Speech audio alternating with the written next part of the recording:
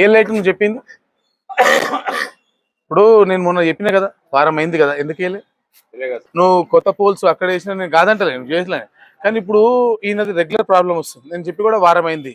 ఇప్పుడు ఈయన కూడా చెప్పిండు కదా. ఇప్పుడు నేను ఏమంటున్నా, ఈయన ఎప్పుడు ఫోన్ చేసినా, ఈయన సీనియర్ సిటిజన్, హై ప్రయారిటీలో ఫస్ట్ ఈయనకు చేయాలి.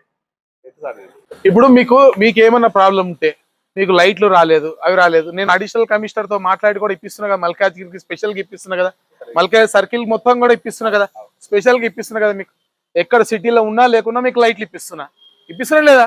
మరి ఇంకేం చెప్పు, అది మీకు ఏమైనా సమస్య ఉంటే నాకు చెప్పండి, అది కూడా మాట్లాడతా. కమిషనర్ గారితో మాట్లాడితే, ఎవరితో మాట్లాడితే మీకు ఏ కావాలన్నా అది నేను చేపిస్తా. కొంచెం దయచేసి నాకు ఎంతనే ఉన్నారు కదా, వర్షాలకు పోతూనే ఉన్నాయి. మీరు దయచేసి ఇవి కొంచెం ఈ లైట్స్ ఏవి ఉన్నాయో, ఎస్పెషల్లీ ఏంటంటే ఇక్కడ చీకటి బస్తీలు ఇవి సన్నగా ఉంటాయి కదా. గుడ్ మార్నింగ్ అండి.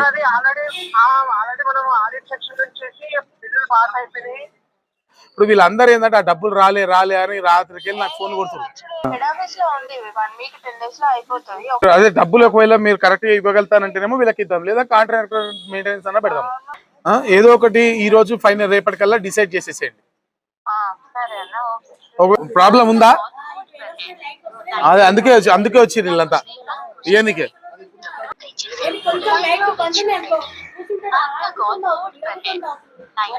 ఈ తాగుడు ఒకసారి కరెక్ట్, కానీ ఈ తాగుడు పంచాయతీ మీరు ఎల్లగొట్టాలి. అట్లా కదా, నేను ఇప్పుడు అటు తిప్పితే అటు వెళ్తూ వస్తుంది, ఇటు తిప్పితే ఒకసారి దీనికి ఇది ఖాళీ ఇంకోటి వేయచ్చుగా, స్టార్ట్ అవుతుంది అది. మరి ఇట్లా ఏం చేద్దాం అంటావు చెప్పు, నీ నీకేం కరెక్ట్ గజిబిజి ఉంది దియాలంటే అంత ఏ పనేనా? ఆ సిమెంట్, ఐరన్ టు సిమెంట్ అంతే.